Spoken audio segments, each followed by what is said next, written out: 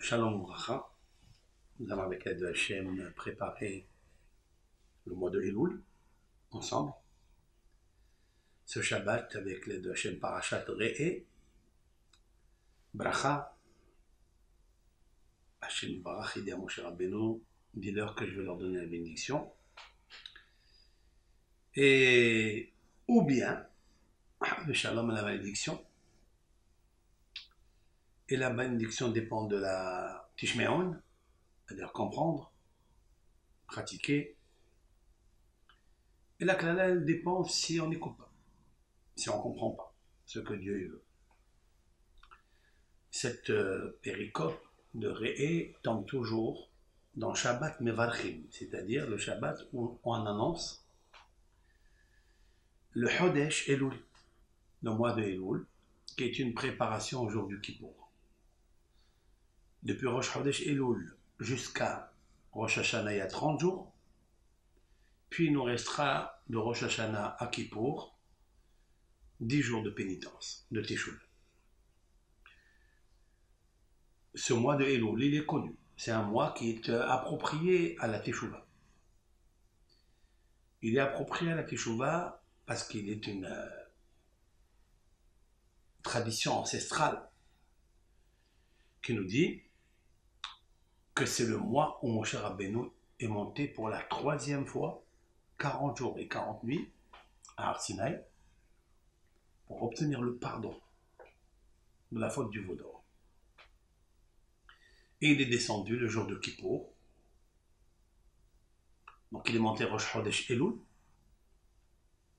Comme il lui a dit à Kadubakou, allez Elay Hahara, monte vers moi à la montagne. Ve'etena lecha luchot ha'even, luchot ha'berit. Et je vais te donner pour toi les tables de la loi, les tables de l'alliance. Les tables en pierre. Luchot ha'even. Moshe Rabbeinu, il est monté à Har Sinaï, il est resté là-bas 40 jours et 40 nuits, comme il le dit d'ailleurs dans la paracha de Hakel. Lorsqu'il fait le reproche au Béné Israël, il dit « Je suis monté encore 40 jours et 40 nuits, Kayamim Arishonim, comme les premiers 40 jours et 40 nuits que j'ai obtenu la Torah, Lechem lo achat yumayim lo shatiti, j'ai pas mangé de pain, j'ai pas bu de l'eau. Et donc j'ai ramené les tables de la loi, c'était le jour de Kippour. Mais où c'est marqué que c'était le Rosh Chodesh Elul. Il est une tradition qui dit une chose pareille, mais il faut apporter des preuves. Dans le Pirkei de Rabbi Eliezer Ben Orkanos, il a 2200 ans. Rabbi Eliezer Ben Orkanos, Rabbi Eliezer Agadol, a écrit un livre qui s'appelle Pirkei, les chapitres de Rabbi Eliezer. Et dans son chapitre 46, là-bas, il dit que Moshe Rabbeinu est monté Rosh Chodesh Elul. Et c'est là où il a commencé à faire les 40 jours, les 40 nuits jusqu'au jour de Kippour, où Hachem lui a dit « Salah tekil varecha » je t'ai pardonné comme tu m'as dit. Tu m'as demandé de pardonner, je l'ai fait. C'est pour ça que ce sont des jours, pour Israël, qui sont des jours merveilleux. Des jours de simha, des jours de rahamim. Obtenir le pardon d'une faute gravissime, le veau d'or, ça n'était pas facile pour Moshe Rabbeinu. Mais il a obtenu le pardon. Elul. Chodesh Elul. Maintenant, la question est de savoir d'où il le sait Rabbi Eliezer Ben Orkanos quand on parle du mois de Elul. C'est difficile de savoir. Oui? Alors, il faut savoir quelque chose comme ça. Pour approfondir ce sujet, il nous faut poser d'autres interrogations que tout le monde peut se poser. Pourquoi l'Éternel, si c'est le cas, que c'est Elul, pourquoi l'Éternel a choisi le signe zodiacal d'une femme. Puisque Elul, c'est le signe zodiacal de Vierge. Il n'existe pas, dans tous les 12 signes zodiacaux, la femme. L'effigie d'une femme. Et en plus, une femme vierge. Bahoura, Betula. S'il a choisi Betula, qui est la Vierge, qui est la Bahoura, c'est qu'il y a une raison très profonde. Alors il faut savoir que chaque mois, il a son influence, il a son mazal, ça influence sur nous. Si Akadosh Baruch Hu, il a demandé à Moshe Rabbeinu pour pardonner la faute du Vaudor, allez Elay Hahara, monte vers moi à la montagne, c'est que il a choisi ce mois de Elul, le mois de signe zodiacal de Vierge, c'est pour obtenir un amour parfait, comme un homme, c'est Akadosh Baruch Hu, à l'égard de la fille, la femme, qui est vierge, qui est aimée par son mari. Et aussi, pour montrer l'amour qui est très fort, aimer l'attachement qu'il y a avec cette femme, c'est le peuple d'Israël. Puisque nous avons expliqué plusieurs fois que Akadosh Baruch Hu, c'est le fiancé, et l'Am Israël, c'est la femme. Mais cette femme-là, elle a reçu la Torah. Et puis après, elle a commis de l'adultère. Quel adultère? L'idolâtrie. La femme qui est Israël, elle était Betula. Elle était amoureuse d'Akadosh Baruch Hu.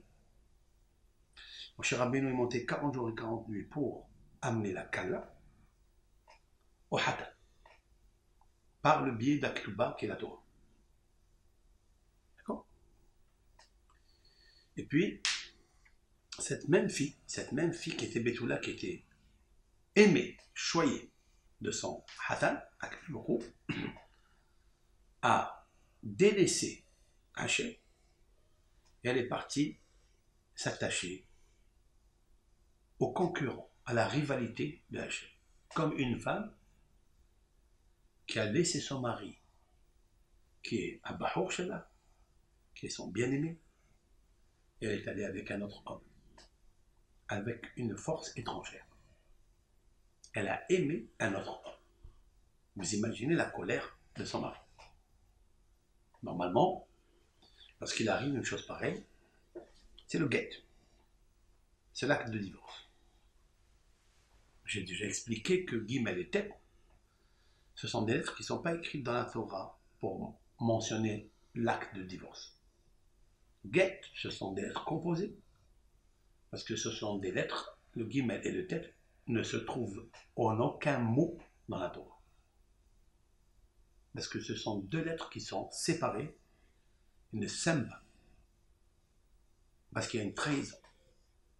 Le Get, Gimel, c'est Girushi, divorce. Tet, c'est Touma.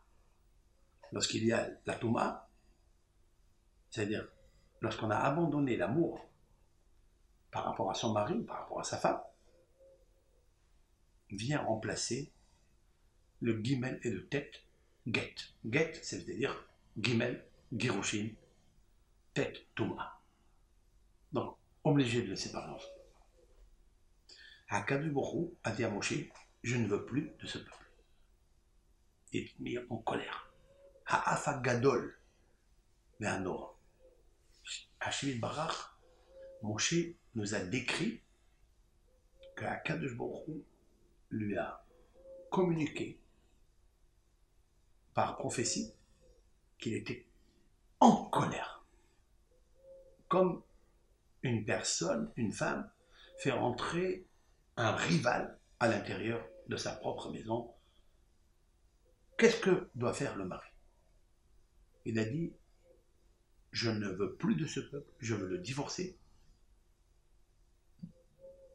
Moshe Rabbeinu alav shalom Lui, qui a compris qu'est-ce que c'est Akadosh Baruch Hu, il a obtenu de lui le pardon, pas tout à fait, mais au moins pour récupérer les deux tables de la loi, les deuxièmes. Ça veut dire un contrat de mariage nouveau. Est-ce qu'il est le même que le premier? C'est très difficile de le dire. Il est des notions, oui, et d'autres paramètres que non. C'est comme un vase qui était très beau, qui s'est cassé, puis on l'a recollé. Est-ce que c'est le même? Bien qu'on ne voit pas les cassures. C'est un chef-d'œuvre. On le voit que celui qui l'a recollé, il a bien collé. Mais moi, je sais dans ma tête que ce n'est pas le même. Il y a une cassure. C'est un colmatage, et ça, c'est pas. C'est comme une bahoura, une bétoula, qui est devenue une béoula, qui est devenue une femme qui a eu un rapport. C'est pas la même que celle qui n'a pas eu de rapport. Le rapport de Israël Bétoula, c'est une femme qui est aimée par Akadosh Baruch Hu. C'était Matan Torah, le Hod Rishonot, première table de la loi, écrit par la main de Dieu. C'est déjà une grande différence avec le deuxième. Le deuxième, c'était des tables sculptées par Moshe en bas, écrites par Moshe, mais c'est les mêmes paroles que Hachem il a dit dans les premiers. Mais ce n'est pas Hachem qui a écrit, qui a gravé. Autrement dit, qu'il y a deux niveaux chez les tzadikim. Chaque Ben Israël peut obtenir ou bien les Luchot Rishonot, la première table de la loi, s'il s'attache à Hachem Yitbarach, comme l'a fait Moshe, comme l'a fait Aaron, comme l'a fait David Ameler, comme l'a fait Yosef, et comme l'ont fait tous les tzadikim, Rabbi Akiva, Rabbi Shimon Bar Yochai, les docteurs de la Mishnah, qui nous ont apporté la Mishnah. Et c'est quoi la Mishnah? Et c'est quoi les Rishonim, les rabbins antécédents du Moyen-Âge? Qu'est-ce qu'ils ont écrit? Ils ont écrit des Pirushim, des commentaires. De ces commentaires sur le Talmud dérivaient la Halacha. Où c'est marqué tout ça? Alors les kabbalistes disent que tout cela a été donné dans les premières tables de la loi. Premier contrat de mariage. Et une fois que Moshe Rabbeinu il a cassé les tables de la loi, les lettres se sont envolées, les pierres se sont brisées et fusées dans tous les sens. Oui. Même la pierre qui a été gravée par l'écriture des lettres sorties de la bouche de Hachem, elle avait une kedusha. Elle s'est éparpillée dans tous les sens.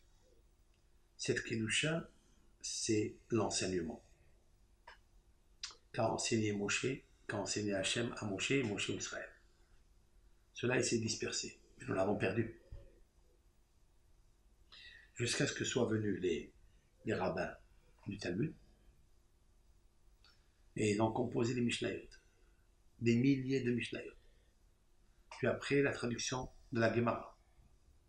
Après les Rishonim, les rabbins du Moyen-Âge. Rambam, Rif, Maharitz Geout, les Géonim, etc. Jusqu'à la table du Shulchan Aruch, Rabbi Yosef Karo.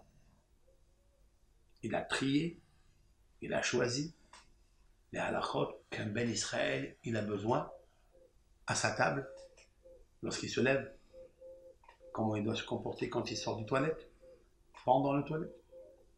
Toutes les lois de Shabbat, tout cela était gravé dans les premières tables de la loi avec toutes leurs dimensions, les ramifications des halachot. Tout s'est dispersé dans le monde jusqu'à ce que soient venus les rabbins qui ont compilé, qui les ont ramenés dans l'étude que nous avons, le Talmud et la Mishnah.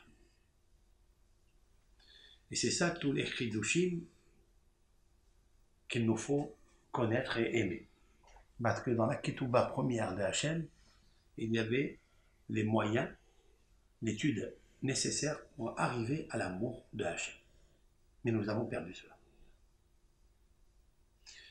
Une fois que Moshe Rabbeinu est monté à Har Sinaï, il a choisi à Kadosh Baruch Hu le mois de Elul. Puisque la première fois, lorsque Moshe Rabbeinu est monté, c'était quand? Il est descendu le Vav Sivan. Il est descendu le 6 Sivan. S'il est descendu 6 Sivan, c'est qu'il faut compter 40 jours avant. C'était le mois de Nissan, Iyar, Sivan. La fin du mois de Nissan.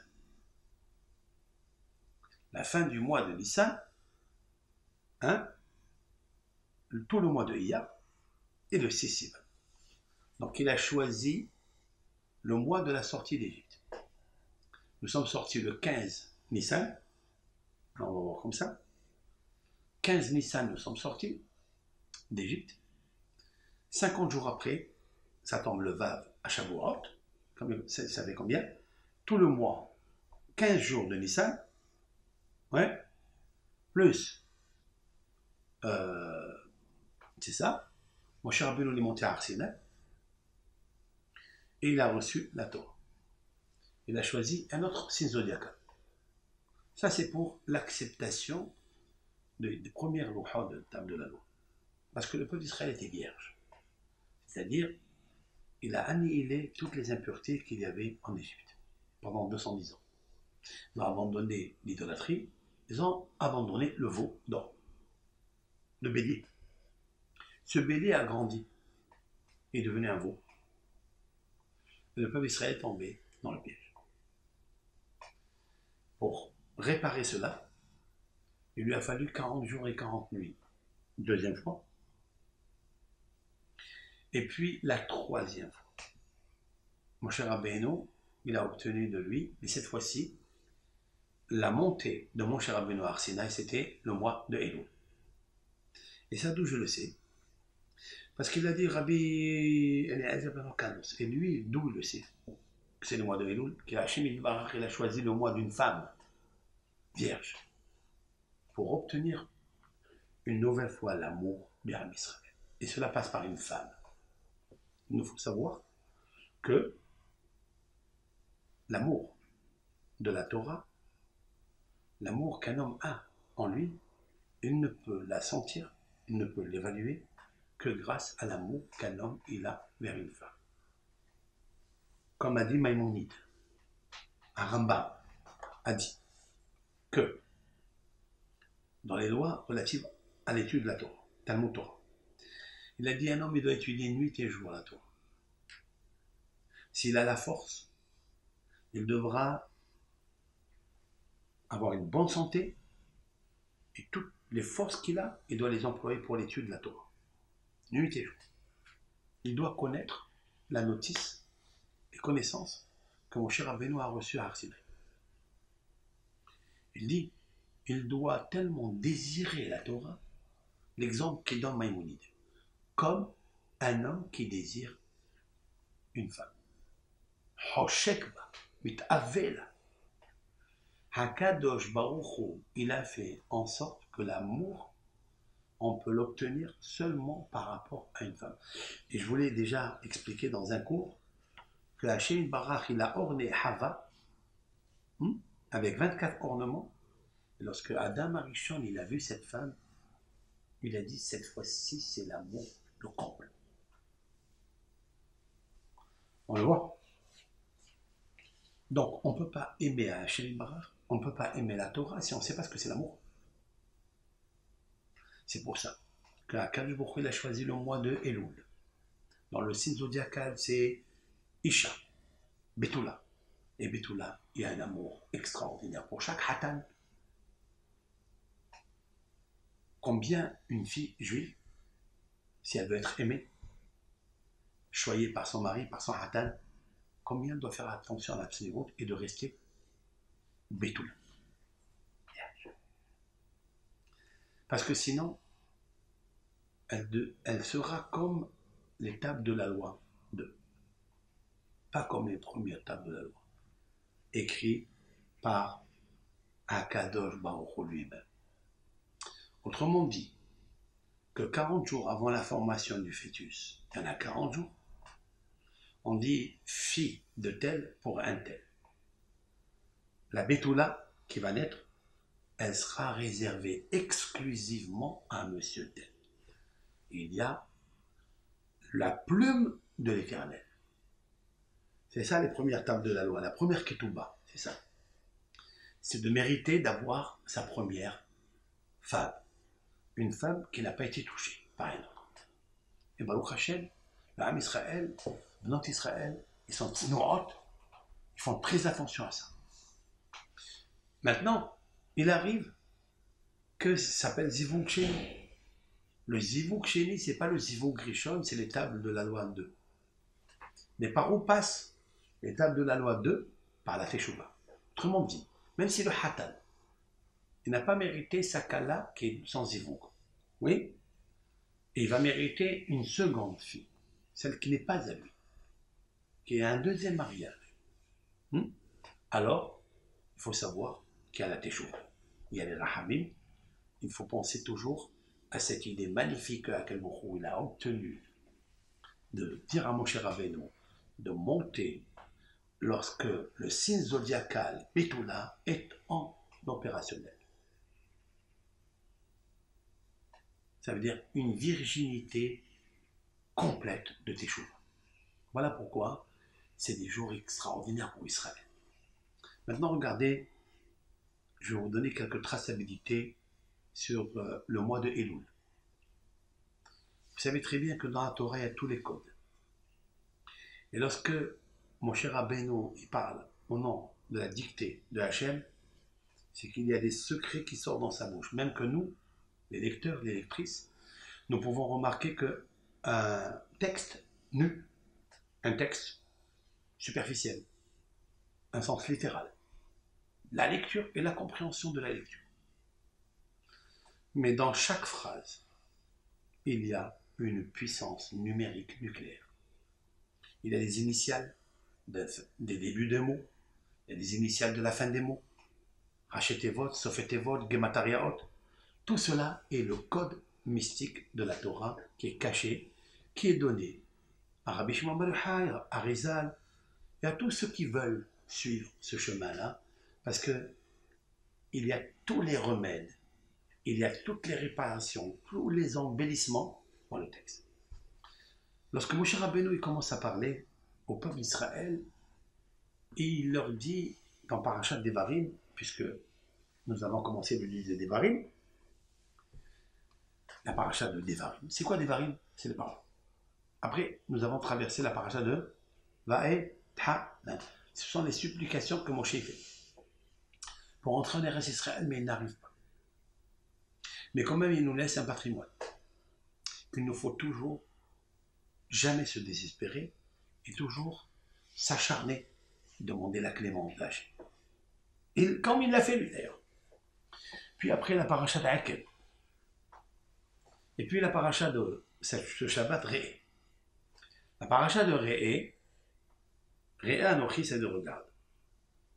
Mais il nous parle de Tishmeon, de l'oreille. Je vous ai déjà fait un cours sur le regard. Tu dois bien regarder où est la bracha. Et tu dois te sauver de la malédiction. En regardant et en écoutant. Re'e Anochi noten lifnechem hayom beracha uklala et a beracha asher tishmeron. La plus grande bénédiction que tu peux recevoir, c'est asher tishmeron. Écoute. Maintenant, les kabbalistes disent pourquoi Parashat Re'e tombe dans l'annonciation de Chodesh Elul qui va se produire mardi si Dieu veut. C'est Re'e. Les Rachetevot de Re'e, Re'e, Resh, Aleph, et Re'e, Elul, Higia. Regarde, Elul arrive. Donc c'est un Shabbat qui nous prépare au jour de Rahamim, qui commencera donc mardi, Rosh Chodesh Elul. Combien il faut être content, Bessimha Gedola, parce que grâce à ça, tu as obtenu le pardon de Kippour. Salahtik il-Barecha Yom Seliha, le jour de Kippour. Vous imaginez quelqu'un qui est lavé de ses fautes? Quelqu'un qui peut se rapprocher à son hatan? La personne Ham Israël, qui est reçu par son hatan le jour de Kippour. C'est pour ça qu'on s'habille en blanc, cette fois-ci. En blanc, c'est le hatan. Et la kala, c'est à tout Bé'av. Les filles s'habillaient en blanc, comme l'a instauré Rabban Shimon ben Gamliel, et elles allaient dans les vignobles chercher le hatan. Quel hatan? Le hatan de Kippour. Puisque tout Bé'av, c'est les filles qui s'habillent en blanc. Et le jour de Kippour, c'est les garçons qui s'habillent en blanc pour obtenir le pardon, la blancheur, pour aller chercher la kala. La kala, elle ne cherche le hatan que si le hatan est blanc. Ça veut dire pardonner de ses fautes. Même si c'est les deuxièmes tables de la loi, c'est pas grave. Lorsqu'il y a une teshuva, lorsqu'il y a l'amour avec Akadosh Baruch Hu, on est pardonné et on reçoit sans zivouk. Sans zivouk, c'est ça? C'est l'écriture de ton livre. Ça peut être le premier livre, première table de la loi, ça peut être le deuxième. Mais l'essentiel, c'est de sculpter sa personne. C'est pour ça que c'est mon cher Rabbeinu qui a sculpté les deuxièmes tables de la loi. Pour nous dire que chacun parmi nous doit sculpter, doit former, formater sa vie et devenir des tables de la loi. Oui? Regardez ce que mon cher Rabbeinu dit. Il dit au peuple d'Israël, je vais vous citer le pasuk dans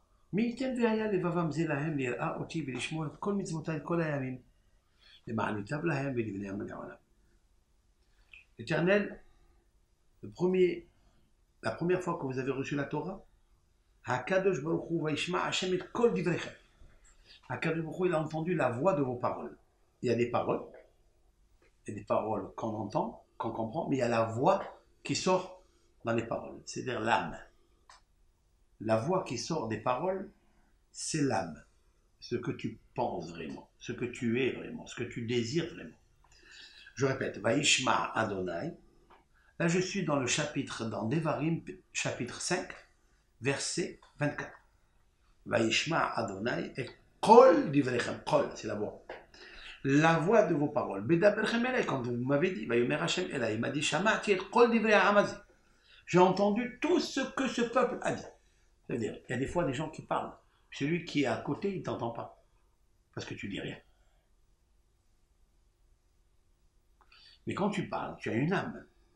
Lorsque l'âme, elle sort de tes paroles, parce que c'est ça que tu désires, tout celui qui est à côté de toi-même, un imbécile, il peut t'écouter. Pourquoi? Parce qu'il y a de l'âme. L'âme juive aime l'âme de Dieu. C'est les paroles de Dieu. Alors, qu'est-ce qu'il y a à Kadosh Baruch Hu? À mon cher Rabbeinu. Mi'iten.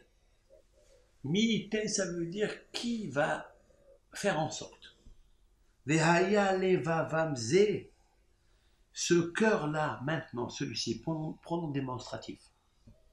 Vehaya levavamze. La haine pour eux, l'ira oti, de me vénérer, de me craindre, velishmor et kol mitzvotai, et d'observer toutes mes mitzvot, kol hayamin, tout le temps, et ma'anitav lahem, afin que je leur donne du bien, le bonheur, lahem à eux, velivnehem les olam à jamais, pour eux et pour leurs enfants. Regarde les initiales. Lahem, lamed. L'ira, craindre, lamed. Oti, aleph. Velishmor, qui garde, va. Voici les initiales. Aleph, lamed, va, lamed, Elul. Qu'est-ce que fait dans les initiales le nom du mois de Elul ici? Cela veut dire que Akadosh Baruch Hu, lorsqu'il a donné la première fois à son peuple la Torah, l'amour que le peuple d'Israël avait, d'où on le sentait dans leurs paroles. Mais dans leurs paroles, il y avait une âme. Cette âme s'appelle en hébreu Qol, c'est-à-dire la voix. La voix qu'il y a dans les paroles. C'est pas seulement l'explication des paroles, l'interprétation des paroles, mais l'âme qu'il y a dedans. Ça, l'Éternel, il l'a entendu. Une fois que l'Éternel a entendu ça, il a dit maintenant, je voudrais que ce cœur qu'ils aient maintenant, qu'ils m'aiment toute ma vie, toute leur vie, je leur donnerai le bonheur, eux et leurs enfants, les là.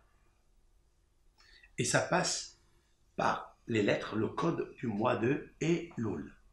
Parce que le mois de Elul, c'est le signe zodiacal de la femme. Ça veut dire qu'ils avaient un amour pour la Torah de Hachem et pour Hachem, comme un homme, il aime sa fiancée qui est vierge. Voilà d'où sort le mois de Elul. Ça, c'est la première fois.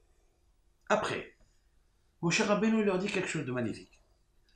Il dit, maintenant je suis dans le chapitre tête. Chapitre 9. Dans le verset 9. Ba'aluti hahara. Lorsque je suis monté à la montagne, la kahat luhot avanim, pour prendre les tables de la loi, de pierre, luhot aberit, les tables de l'alliance, asher karat Hashem imachem, que l'Éternel a contracté avec vous. Akituba, ba'eshe bahar arba'im yom ve'arba'im laila. Je suis resté dans la montagne 40 jours et 40 nuits, lehem lo achalti, umaim lo shatiti. Du pain, je n'ai pas mangé, et de l'eau, je n'ai pas bu. Comment un homme, comme Moshe, il peut rester sans boire et manger 40 jours. Le Zohar HaKadosh dit, c'est rapporté dans Rabbi Chaim Ben Attar, sur ce pasouk, dans Parashat Yitro. C'est ramené que le pain, il n'a pas mangé et l'eau, il n'a pas bu. Donc il y a quelque chose qu'il a mangé. Ça, il n'a pas mangé, mais il a mangé autre chose. Quoi? Il a mangé la manne. Qu'est-ce que ça veut dire manger la manne? Il a absorbé la manne. Pourquoi on absorbe la manne? Est-ce qu'on peut absorber la lumière? On peut manger la lumière. La réponse est que Moshe Rabbeinu, il a mangé de la lumière.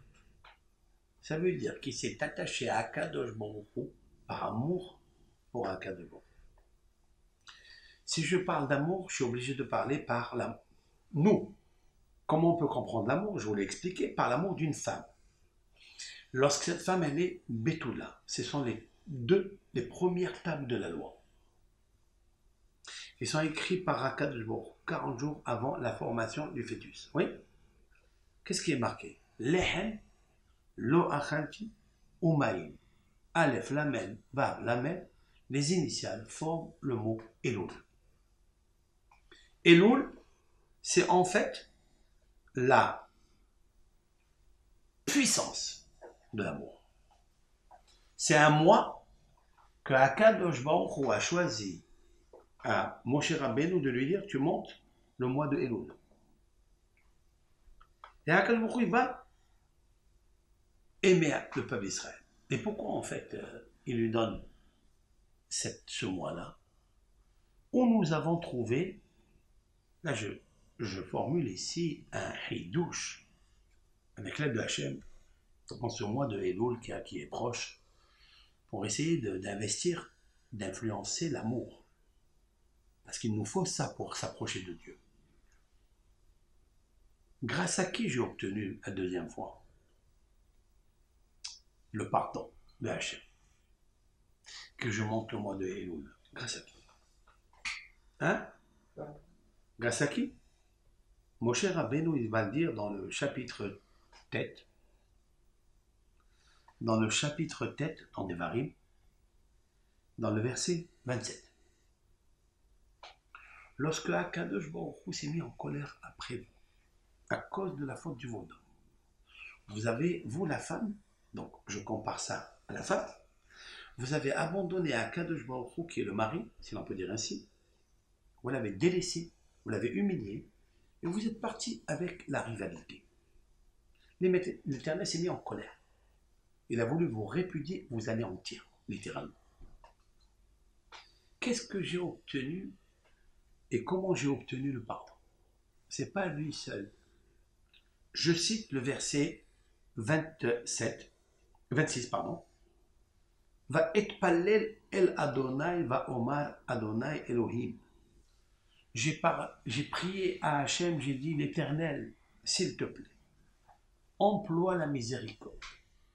Al tashhet amecha, ne détruis pas ton peuple. Venahalatecha, nahalatecha ici c'est ta chair, parce que l'Éternel c'est la chair du Ham Israël. Comme un homme, il a son père, sa mère, il est la chair, il est sorti des entrailles, il sent la chair, hein, de sa mère et de son père et de sa femme. Sa femme, elle s'appelle She'ero Akarav Ela, celle qui est le proche de lui. Comment? Parce qu'elle est sa chair, elle est sortie de lui. Je l'ai expliqué dans la Torah He, dans le livre de Tomer de Bois. Achète Patit avec Godlecha. À quel moment tu as racheté par ta grandeur, Asherotsetamim Mitzraïm, que tu as fait sortir d'Égypte, Beyad Hazaka, avec la main puissante. Parce qu'ils sont ton peuple, ils sont ta chair. Tu vas les détruire. Mais ça ne suffit pas. Et il lui dit, Zechor la'avadecha, verset 27. Zechor la'avadecha le Avraham, le Yitzhak ou le Yaakov. Souviens-toi de tes serviteurs. Avraham, Yitzhak, Yaakov. Les 3 patriarches. Bien sûr que quand on cite les patriarches, on cite aussi leurs femmes, leurs matriarches. Al tefen el keshia amazé. Ne regarde pas, ne te penche pas, s'il te plaît, à la dureté de ce peuple. Ve'el rish'o, et à sa rébellion. Ve'el hatato, et à son péché. Il est obligé de passer par les 3 patriarches. Regardez avec moi. Zechor la'avadecha, souviens-toi de tes serviteurs. Les Avraham, Lamed. Les Yitzhak, Lamed. Ou les Yaakov, Vav. Al Tefen, Aleph. Aleph, Lamed, Vav, Lamed, Elul. Cela veut dire, je veux obtenir une certaine virginité d'amour spirituel grâce à Avraham, Yitzhak et Yaakov qui étaient des serviteurs vierges, qui n'ont jamais été entachés par une force étrangère, Elohim, Aherim. Ils n'ont jamais fait, oh, combien, le veau d'or. Avraham a cassé les statues. Avraham a été celui qui a grandi dans le monde, en brisant les forces de Nimrod, en brisant les forces des idolâtres. Le père du monothéisme. Vaïkra Avraham El Olam. L'Éternel est cité dans la bouche de tout le monde grâce à Avraham Avinu. Yitzhak, pareil. Yitzhak a fait tout pour que tu sois le roi du monde. Nous allons le prouver par les femmes. Nous allons le prouver par Sarah. À 2 reprises, Avraham est descendu en Égypte, une fois, avec le pharaon qui lui a pris sa femme. La deuxième fois, en terre de Pédichem, donc en Eretz Israël, avec Avimelech, Yitzhak, c'est pareil. Et Yaakov, il était obligé de fuir pour aller chercher sa femme. Et on a failli lui prendre sa femme. C'était Rachel. Mais en fait, Léa, elle a mérité d'avoir aussi Yaakov. Tout passe par la femme. Parce qu'il nous faut savoir que tant qu'on n'a pas corrigé l'histoire de la femme première, on ne peut pas obtenir une certaine virginité dans la génération pour obtenir une âme vierge, celle du Melech HaMashiach. Ça ne sera pas possible. Alors par où passe cette virginité? Elle passe par la pudeur, par la kedusha, par la teshuva. La pudeur et la kedusha vont ensemble pour les premiers louhot abéris, pour ceux qui ont mérité d'avoir leur zivoug et le maintenir, comme Abraham, Sarah, Yitzhak, Rivka, Yaakov, Léa, et Rachel, les 4 matriarches. Ce qui nous fait au nombre de 7, c'est la correction du serpent, qui est le chiffre 7, la matérialité.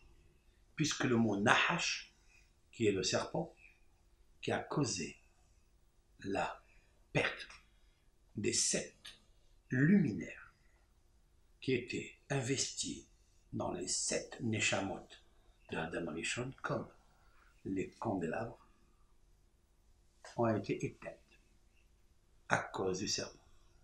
Voilà que Nahash, c'est la valeur numérique. Nahash, Nun, c'est combien? 50. Het, c'est 8, 58. Shin, 300, 358. 3 et 5, 8. 8 et 8. 1 et 6, 7. C'est le chiffre de la matérialité, le chiffre 7. Ce chiffre de la matérialité, il est réparé par la Kedusha du Shabbat, le 7e jour. Il est réparé par les 7 patriarches, les 7 bergers d'Israël. Abraham, Yitzhak, Yaakov, Moshe, Aaron, Yosef et David. Et dans Yosef, il y a Pinhas aussi. Pinhas et Eliyahu. Pinhas, il est entre Yosef, Eliyahu, il est entre Yosef et entre David. Autrement dit que lorsqu'on va corriger ce que Eliyahu il attend de nous, c'est-à-dire les pieds. Les pieds, ah oui, les pieds, c'est-à-dire le pied droit, c'est Moshe, le pied gauche, c'est Aaron, le Yesod, le Brit Kodesh, c'est Yosef, la couronne qu'il y a sur le Brit, c'est David, c'est la couronne, Atara, et Eliyahu il attend la partie des pieds. C'est la raison pour laquelle une des mitzvot que Hachem Barach il a donné à la femme, c'est d'écraser la tête du serpent.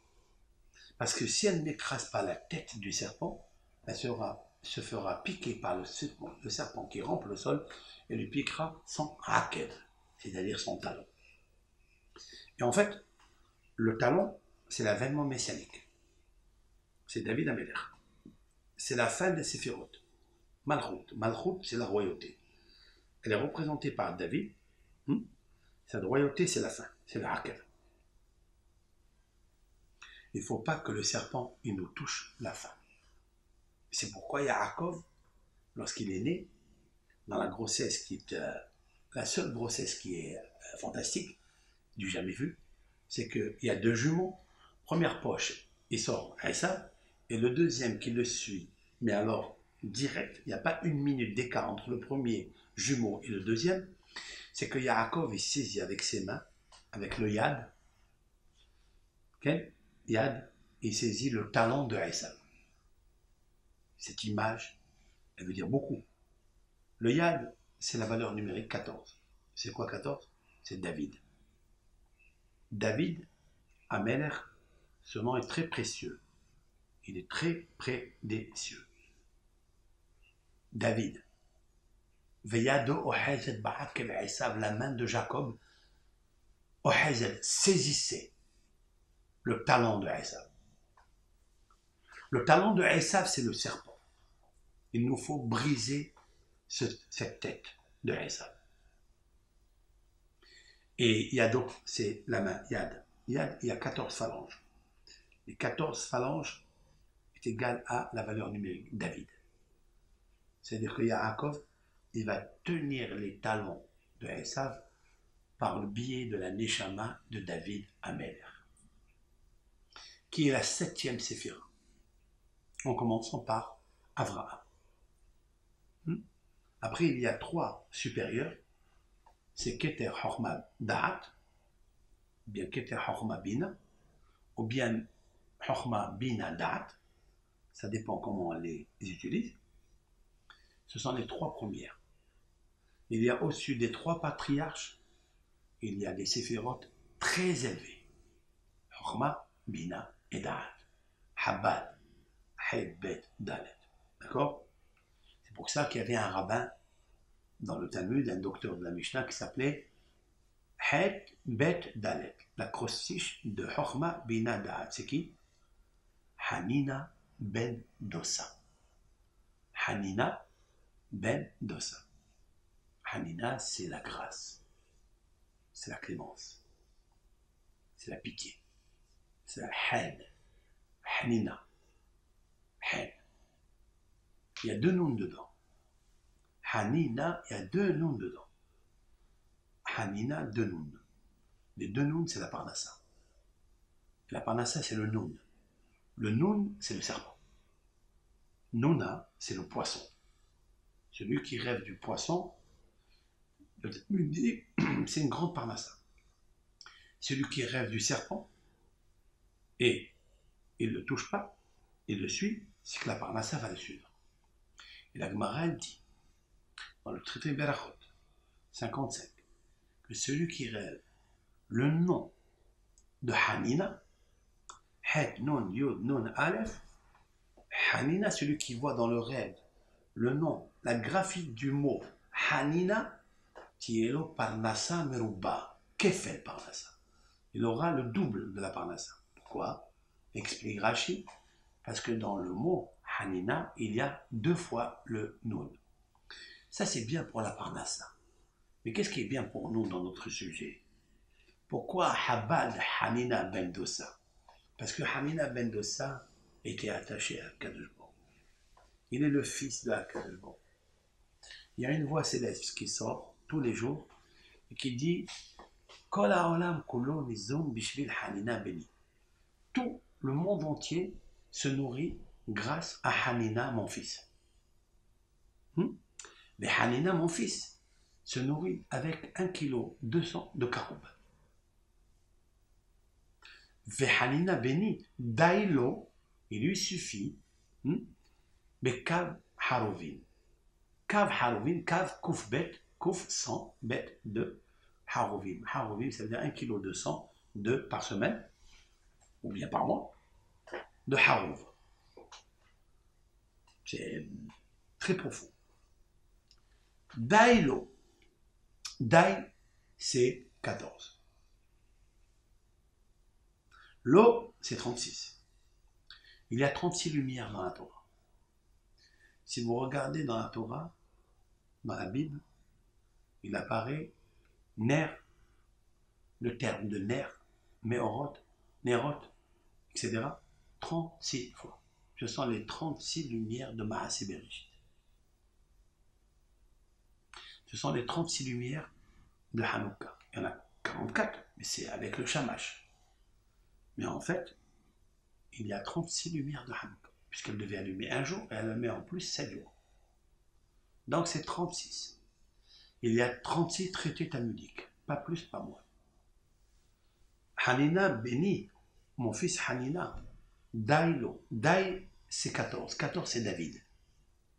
Lo, ce sont les 36 traités talmudiques, les 36 lumières de Mashiach. Comment on obtient les 36 lumières de Mashiach qui vient de David, Améler, fils de David? C'est avec Kav Harovi. Kav, c'est 102.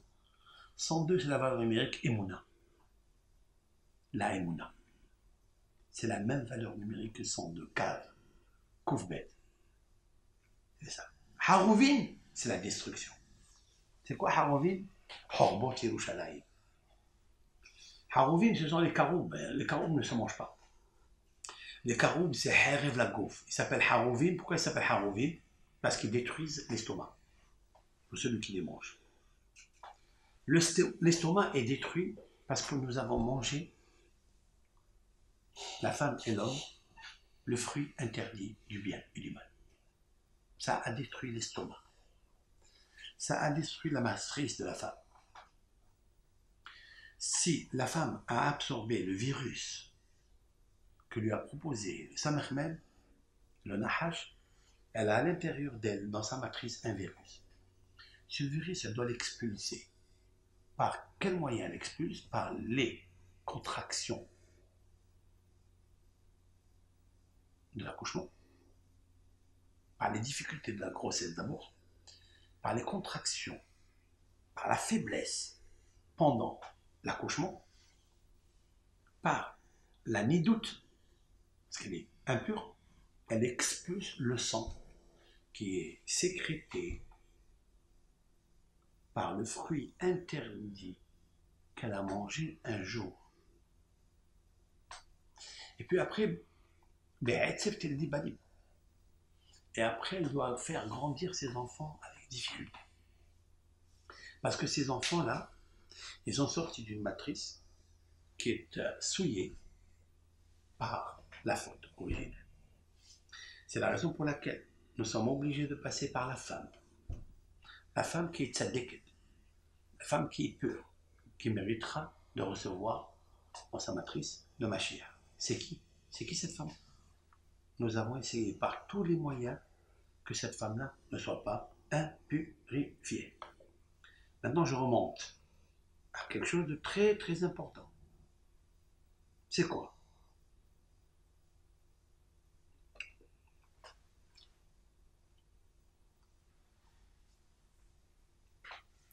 Je reviens maintenant à un sujet très important. Puisque mon cher Rabbeinu, il obtient le pardon de la faute du Hegel, grâce à sa prière, mais en s'appuyant, Zechor le Avraham, le Yitzhak ou le Yaakov, al tefen el koshi ha'amazé, ve'el rishon ve'el hatato. S'il te plaît, Hachem, souviens-toi de tes serviteurs. Quand on dit les serviteurs, ça veut dire avec leur épouse. Les Avraham, Lamed. Les Yitzhak, Lamed. Regardez les initiales que je cite. Les Avraham, les Yitzhak, ou les Yaakov, Al-Tefel, Aleph, Vav, Lamed, Lamed, Elul. C'est-à-dire, il essaie d'obtenir une virginité de pardon. Que le peuple d'Israël soit nickel. Et pourquoi il le fait? Il va le faire. Maintenant qu'il m'a donné le sens de Elul chez les patriarches, nous allons voyager ensemble. Nous allons voir quelque chose d'extraordinaire qui s'est produit dans la Torah. Avraham Avinu, il quitte Bagdad, il quitte Babel pour aller en Eretz Israël. Et là-bas, l'Éternel, il lui promet monts et merveilles. Avraham Avinu, il arrive. Là-bas, il va avoir la terre. C'est à lui. Il va avoir un bon renom. Il va avoir des enfants. Il va avoir beaucoup d'argent. Comme ça, Dieu lui dit. C'est la péricope, lech lecha me'artzecha, lech lecha, c'est quoi? Lech lecha, lech pour toi, va pour toi. Ici, tu ne vas pas mériter d'enfant. Là-bas, en Eretz Israël, il y a un grand mérite. Parce que la matrice d'Eretz Israël, elle confère des enfants. Il faut le savoir. Elle confère la parnassa. Et elle confère la kedusha, le bon renom. Avraham, il écoute Hachem, il quitte Bagdad et il va en Eretz Israël. Il arrive là-bas. Quelques mois après, la famine. Vayira'a ba'aretz. Il est écrit dans Bereshit, le chapitre 12, dans le verset Tet, Vaïssa Avram haloch venaso anegba. Avraham, il voyage en Eretz Israël, depuis l'est jusqu'à l'ouest, jusqu'au sud, jusqu'au nord, il va. Ce que Dieu lui dit, va. Elle est à toi. Là où tu poseras tes pieds, ça sera à toi. Ouais. Et puis, immédiatement après, une fois qu'il finit ce circuit, ce pèlerinage, et ce fut la famine dans la terre d'Israël. La Torah nous dit, Abraham il descend en Égypte pour passager, pas pour se fixer dedans. La gour, guerre. Guerre, ça veut dire étranger. Comme un citoyen, un étranger qui reste un peu de temps. Après, il remonte en Israël. C'est son but. Et pourquoi il descend alors que c'est interdit de descendre d'Eretz Israël? Qui kaved arabat. Parce qu'elle était trop lourde, la famine, en Eretz Israël. Avraham, il a une femme. Cette femme, elle s'appelle Sarai, très très belle. On fait rentrer l'histoire de la femme, c'est extraordinaire. La Torah. Vaïk Asher écrive la voix Mitzrayma, et ce fait quand il s'approche de l'Égypte, Vayomer El Sarai Ishto. Il parle, il s'adresse à sa femme, avec tendresse.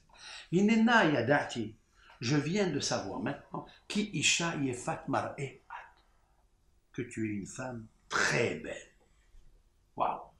Rachid explique que ça veut dire, il ne l'a pas vu, il n'a jamais fixé sa femme, autant que beauté physique. Abraham était pudique, Abraham était tzaddik et sodolam. Il sait que le but de la femme, c'est pour trois choses. Comme l'indique le mot baït. Baït, bet yutav. Baït, ça veut dire bani. La femme, Akadosh Baruch Hu, il a créé pour être une aide. Azer. Azer, c'est une aide, mais Azer, c'est l'anagramme du mot zera, pour lui donner une progéniture, une descendance. La femme, Akadosh Baruch Hu a choisi ce canal plus. Merveilleux. Pour avoir des enfants. Ça, c'est bête, le baït. Yud, c'est yofi. C'est la beauté, c'est la propreté, c'est la sobriété. La propreté de la maison. Elle s'acharne, s'investit pour la beauté, pour que son mari, quand il rentre, il voit le yofi. Et le tav, c'est architim. C'est quoi l'architim? Les ornements. Il faut lui rendre à la femme les 24 ornements que Adam Arishon a vus pour la première fois. Le tav, c'est aussi Torah. Parce que la Gemara dit dans le traité Evamot, 62b, 3, 63, A, En Isha, Adam Blo Isha, un homme sans femme ou Blo Torah. Il n'a pas de Torah. Quelqu'un il dit, moi je vais étudier la Torah et je n'ai pas besoin de la femme. Je peux calmer mon Yisserara avec l'étude de la Torah. On lui dira, monsieur, vous n'êtes pas un homme. Vous n'êtes pas un homme. Adam Belo Isha, un homme sans femme, Blo Torah. Il ne pourra pas avoir la Torah, c'est pas possible. D'ailleurs, Rabbi Shimon Bar Yochai, un jour il a reçu une personne qu'on a dit de lui qu'il était grand. Il n'a même pas voulu le regarder quand il a su qu'il était célibataire. Et pourtant il est grand, il étudie la Torah. Monsieur, étudier la Torah, c'est bien, ça peut être juste une connaissance, un apprentissage d'information. Mais la Torah, pour qu'elle rentre à l'intérieur, pour avoir les Al-Shamaim, tu es obligé d'être marié. Milanou Gadol, qui est plus grand que Akadosh Baruch Hu, qui l'a dicté à Moshe, que la première mitzvah, c'est le mariage. Je ne cherche pas à comprendre. L'otov et ota Adam Nevado, tu ne peux pas rester seul. Même si tu as la Torah.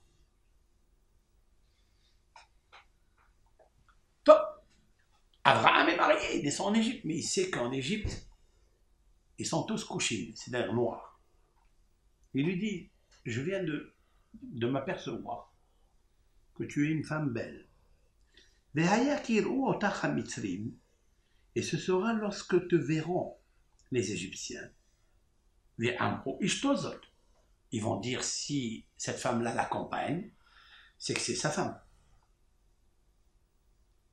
Alors,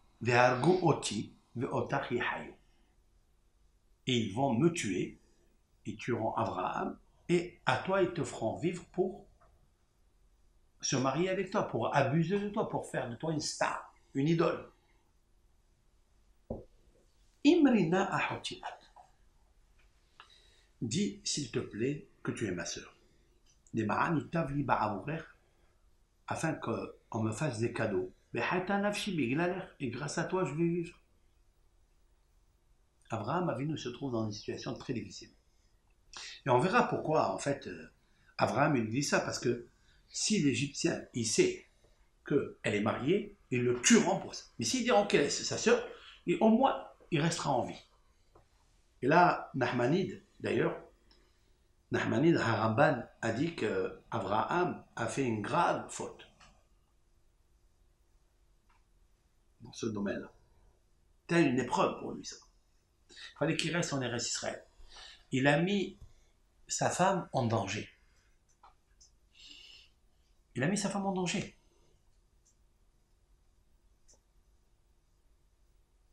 Et aussi la notion d'être sa sœur. Tu es ma sœur.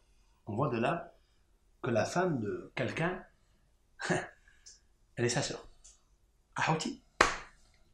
Comment elle est Ahouti? Elle est Ahouti dans quoi? Elle est son âme sœur. Sa sœur. Là, on voit que Sarai était vraiment l'âme sœur d'Abraham. Puisqu'il lui dit, dis que tu es ma sœur. Il aurait pu dire, dis que tu es ma cousine. L'essentiel que tu ne dises pas que tu es ma femme. Oui? Non. La Torah ici par des mots ciblés, choisis. Abraham lui dit, tu sais que tu es ma sœur. Tu es mon âme sœur. C'est gravissime si quelqu'un te touche. Mais je sais que tu vas te défendre. Je sais que personne ne te sauve. Personne ne te touchera. Je le sais. Abraham est prophète. Top. Alors il est marqué après, voyez qu'il voit Abraham Mitzrayim. Lorsque Abraham s'est approché et rentré en Égypte, Vayirou Amitzrim et Aïcha qui a failli me'od. Ils ont vu que la femme était très belle. Vayirou Ota, ça les Paro. Ils ont vu les princes de Paro. Vayalalou Ota et Paro, ils ont fait des éloges à son compte. Vatika Aïcha bet Paro.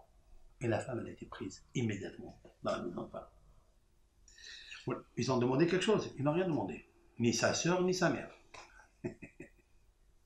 Ils ont vu qu'elle était belle, comme ils étaient noirs, et elle était blanche comme le soleil, était belle. Ils ont vu qu'il y avait une lumière particulière chez elle. Donc, on dit qu'une femme qui a des beaux yeux, alors tout son corps n'a pas besoin d'être vérifié. C'est sûr qu'elle n'a pas de défaut. Dans le sens le plus simple du texte. Et elle était belle, de stature belle. Elle avait tout pour plaire.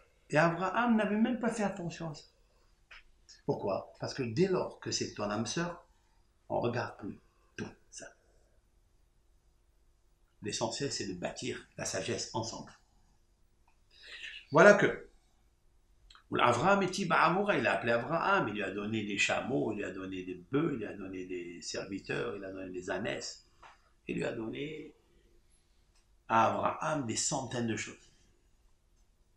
Donc il lui a dit que c'était sa sœur. Maintenant, Baïkra par Abraham. Dans le passage Zayin, Yud Zayin, il dit quelque chose.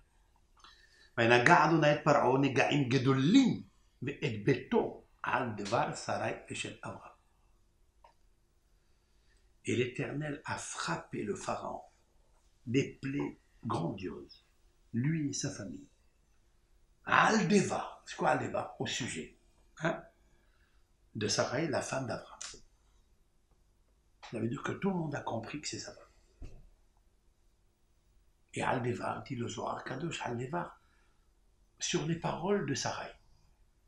L'ange, écoutez les paroles de Sarai, il lui dit frappe ici, frappe là. Toute la maison du pharaon, tout le palais royal, les enfants, les petits-enfants, ils ont été frappés par la parole de Sarai.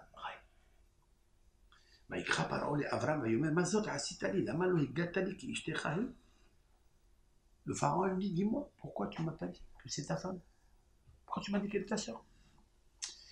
Lama amarta ahoti, pourquoi tu dis que c'est ta soeur? Va ekahotani les isha, écoutez bien maintenant. Je l'ai prise comme femme. Il dit, maintenant c'est ta femme, prends-la. Et le pharaon a ordonné à tous ses princes, ses ministres, de renvoyer Abraham, et ils lui ont donné des milliers et des milliers de choses. Et de sortir de là-bas très riche. Je voudrais reprendre le passouk Yotet et donner la confirmation du mois de Elul ici. Lama amarta ahoti, pourquoi tu as dit que c'est ma sœur? Paro, il dit, et je l'ai prise pour moi, comme femme. Les initiales.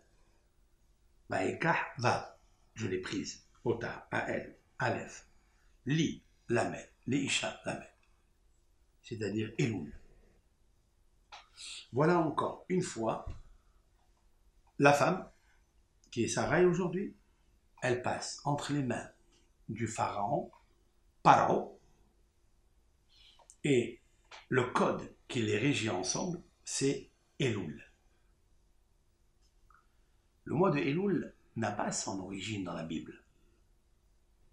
Le mois de Elul, c'est quoi le mois de Elul? Expliquent les commentateurs que Elul, c'est l'explication en araméen de espionnage. Espionnage. Oui, introspection. Qu'est-ce que c'est que l'introspection? C'est avoir un esprit analytique, réfléchi, pragmatique. Car celles qui sont natifs, les personnes qui sont natifs du mois de Elul, ils sont très analytiques. Ils ont un esprit très vif et très puissant dans l'analyse. Très puissant. Pourquoi? C'est comme ça. Parce qu'elle veut toujours obtenir une certaine virginité dans tout ce qu'elle fait. Que ça soit nickel.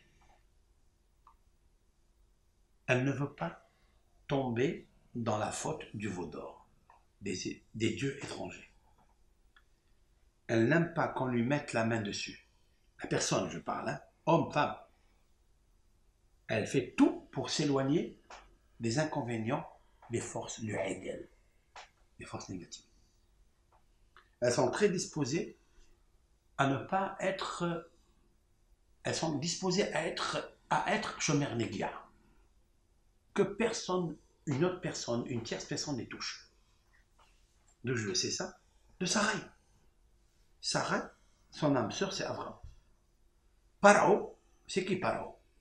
Pourquoi il s'appelle Paro? Pera, dit le Zohar, Pera, la bouche mauvaise. C'est quoi la bouche mauvaise? C'est la mauvaise communication. La mauvaise communication, c'est qui? C'est le sable, c'est le nahash, c'est le serpent. Le serpent, il a pris contact avec Hava, et l'a introduit dans le sable. Elle a été touchée par Etz Adat, par la Avodazara, par l'idolâtrie, par une force étrangère que Dieu n'a pas permis. Dieu, il a interdit de toucher à ça. Elle est partie, elle a touché, elle n'est pas morte. Tu vois, tu as touché, tu n'es pas morte. Alors, voilà d'où vient l'interdit de toucher un garçon ou une fille avant le mariage. Parce que de toucher, c'est déjà rentrer dans le Etzada, Tov Vara. Tu crois que c'est Tov, mais c'est que du Ra. Et après, ça entraîne, malheureusement, ça entraîne beaucoup de difficultés après. Il faut faire tes choix sur ça. C'est la raison pour laquelle Paro, il dit à Abraham, Lama Martha Hoti. Pourquoi tu as dit que c'est ma soeur? Bah, et car on t'a dit les chats, j'aurais pris pour femme. Comme il a fait le Nahash autrefois avec Hava. Pourquoi il a voulu donner à manger du fruit interdit pour qu'elle donne à son mari? Explique Rachid. Comme ça, il se marie avec elle. Ouh, parce qu'elle était très belle. La beauté de Sarah, dit le Talmud, elle est insignifiante devant la beauté de Hava. La Gemara donne un terme bizarre. La beauté de Sarah, c'est comme la beauté ou la mocheté d'un singe devant une belle femme. Sarah, c'est le singe, et Hava, c'est la femme. Vous imaginez un peu ce que c'est. Donc imaginez un peu le Yitzhara qu'il a eu le Nahash. En fait, Abraham, il a compris tout ça. Tout ce que je vous dis, il a compris. Il connaissait Rachid avant Rachid. Ouais. Il a dit, tiens, je vais faire un test, je vais descendre en Égypte. L'Égypte, c'est la nudité de la terre. L'Égypte, c'est le serpent. Le pharaon, c'est Ha'afar. Ha'afar, le sable. C'est le serpent. Ouais. Je vais voir si ce serpent, il va vouloir me prendre ma femme encore, comme il m'a pris une fois, quand j'étais à Damarishon. Et il lui dit, va ekah otal ilisha, il parle de Elul. C'est-à-dire, encore une fois, la réparation. Elle n'a pas été touchée par lui. C'est pour ça qu'Yitzhak va sortir de là. Yitzhak, c'est la bracha. Une fois, le Nahash, le serpent, il a volé la bracha de Hava, de Adam Arishon. Maintenant, Avraham et Sarah, ils descendent en Égypte et ils lui prennent à Paro la bracha. Puisqu'un jour, tu lui as pris le Tov, maintenant il lui dit, maintenant, le pharaon, il va me donner du bien. C'est pour ça que c'est marqué que Avraham est tiv, et Avraham, il lui a fait du bien. Le serpent, qui est incarné, investi dans le pharaon, qui cherche la nudité de Sarah, qui lui a volé un jour dans le Gan Eden les brachot, maintenant, et le bien, le tov, puisqu'il reste que du rat, maintenant le pharaon, il est en train de faire le tov qu'il a volé à Abraham un jour. Ok? Pas grâce à elle, grâce à Sarah. Et de là, nos sages apprennent quelque chose de fabuleux, que si quelqu'un il veut s'enrichir, comme Abraham, c'est grâce à Sarah. Mais à une condition, je dis, s'il y a une virginité spirituelle entre eux. Sinon, Vainaga Hashem et Paro, Negaim Gedolim. Si Paro veut toucher l'âme sœur d'Abraham, comme a touché le serpent l'âme sœur directe de la côte d'Abraham, Hava, il a touché, il y a alors la Negia. La Negia, c'est le Nega, c'est la plaie. Ça te plaît ou pas? C'est pour ça qu'il faut être Shomer Negia. Il faut faire très attention à ce que la peau du serpent, et là je spécifie, je choisis mes mots, la peau du serpent qui est entremise à cause du venin de la faute qui nous sommes, elle ne doit pas toucher la peau du serpent de la fille. Parce que si elle la touche, il y a le serpent qui entre entre eux. Et il fait des dégâts. Et il les sépare. Plusieurs couples, jeunes garçons, jeunes filles, qui s'aiment, qui se sont aimés, ça peut être son âme sœur. Avant le mariage, ça casse. Et ils se séparent. Pourquoi? Parce qu'ils ne peuvent plus se toucher. Ils se sont touchés avant. Ils ont collé les deux forces négatives de la peau, parce qu'il y a comme une électricité, un feeling, un brushing qui se fait entre le serpent et nous. Mais une fois que tu te maries, ça devient comme ta propre chair. Excepté les cas quand il y a le mikvé, etc. Mais sinon, ça devient comme ça. Mais pourquoi avant, c'est pas comme ça? Qu'est-ce qu'il est? Pourquoi avant le mariage, il y a un grand yetzer hara de toucher? Pourquoi? Le serpent. Mais une fois que c'est ta femme, tu l'as fait rentrer chez toi, tu l'as rentrée ici. Tu l'as rentrée chez toi. Tu l'as rentrée chez toi, le nahash ne veut plus. Le nahash, il te suscite pour aller chercher d'autres. Abraham a fait un test merveilleux. Je vais descendre en Égypte. Parao, c'est le serpent. L'Égypte, c'est la nudité. Et d'ailleurs, il savait qu'il n'y avait pas Hachamaïm. Et donc, le mois de Elul, il est prépondérant pour le tikkun.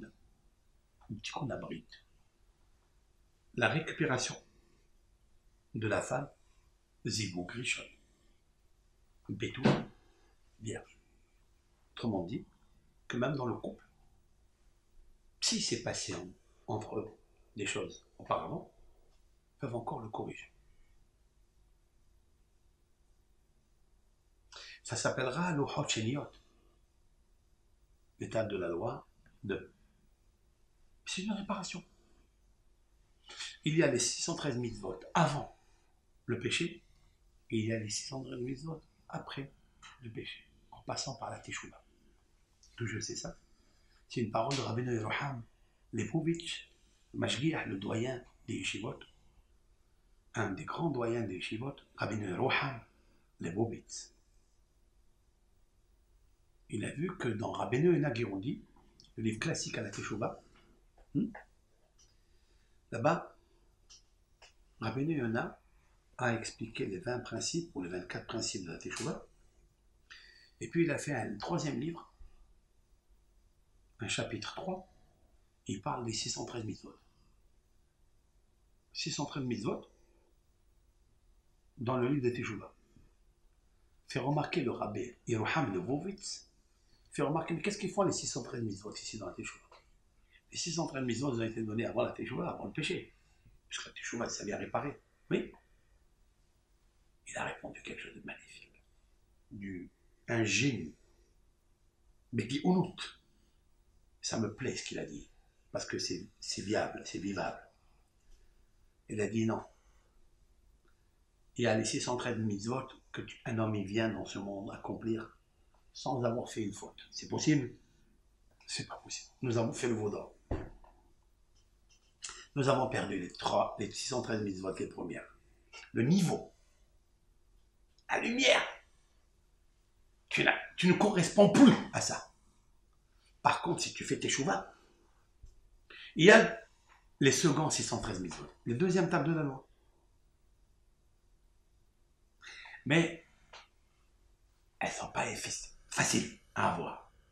Parce que le venin est enfourni en toi. Il faut faire une teshuva et là, comme appelle le Zohar Kadosh, une teshuva exceptionnelle, hautement distinguée. Et ça, on peut arriver. Et c'est ça peut-être la différence qu'il y a dans le Talmud. Il y a deux idées, deux avis. Est-ce que la teshuva, le Baal teshuva, il est plus grand que le tzaddik ou le tzaddik il est plus grand? Une grande discussion. Alors pour ceux qui disent que le tzaddik il est plus grand, pourquoi? Parce qu'il n'a pas fauté. Ce sont les deux premières tables de la loi. Et celui qui dit que le Baal teshuva il est plus grand, ce sont les deuxièmes tables de la loi. Que grâce à la teshuva, il peut remonter très très très haut. Mais il faut faire teshuva. Et comment on passe par la teshuva? Le mois de Elul. On peut obtenir une virginité spirituelle plus grande que le mois de Nissan. Des premières tables de la loi. Le mois de Sivan. Par où? Par le signe zodiacal de Gémeaux. L'effigie de deux êtres qui s'aiment, qui se rassemblent, se ressemblent. L'homme et la femme. Mais cette fois-ci, on obtient la virginité grâce à Elul. Où le Harizal l'a fait remarquer dans le Shir HaShirim, comme vous connaissez, Ani, Ledodi, Vedodi, Li. Cette fois-ci, on entre. Moi, pour mon bien-aimé et mon bien-aimé pour moi. Encore une fois, Israël, la fiancée avec son bien-aimé à Kalibur. Ani, Aleph, Ledodi, Lamed. Vedodi, Ledodi, Li, Lamed. Elul. Donc, le serpent a voulu prendre Sarah, mais il n'a pas pu. Il ne l'a pas touchée. Comme quoi elle était tzaddik. C'est pour ça que le fils qui va sortir d'elle, c'est Yitzhak. Et Yitzhak, il va avoir une femme extraordinaire. Alors, qu'est-ce que fait le pharaon?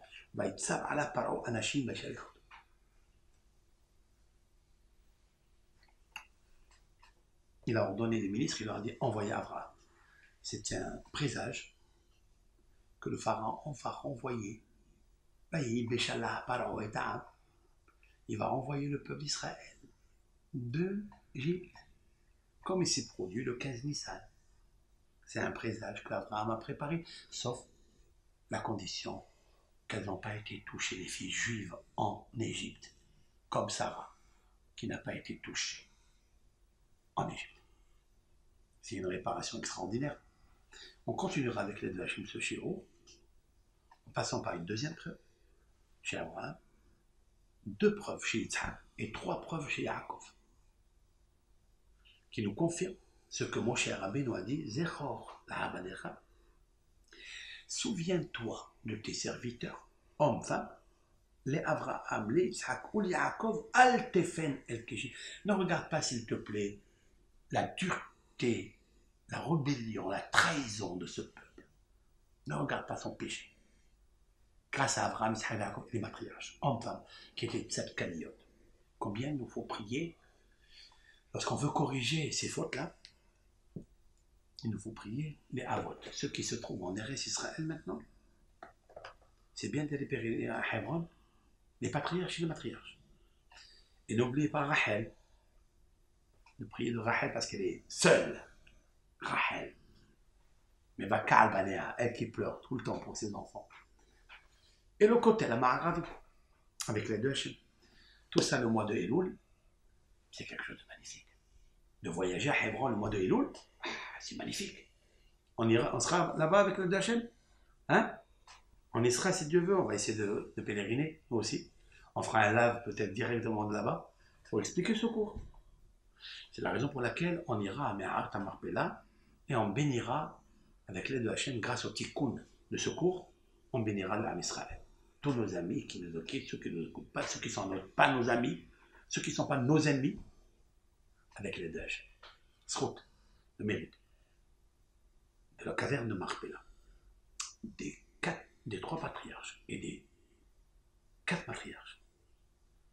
Et par le mérite de mon cher Rabbeinu qui s'y trouve là-bas, par son âme, Akadosh Baruch Hu nous amène Kiryat Arba, la lecture des 4 lettres de Dieu.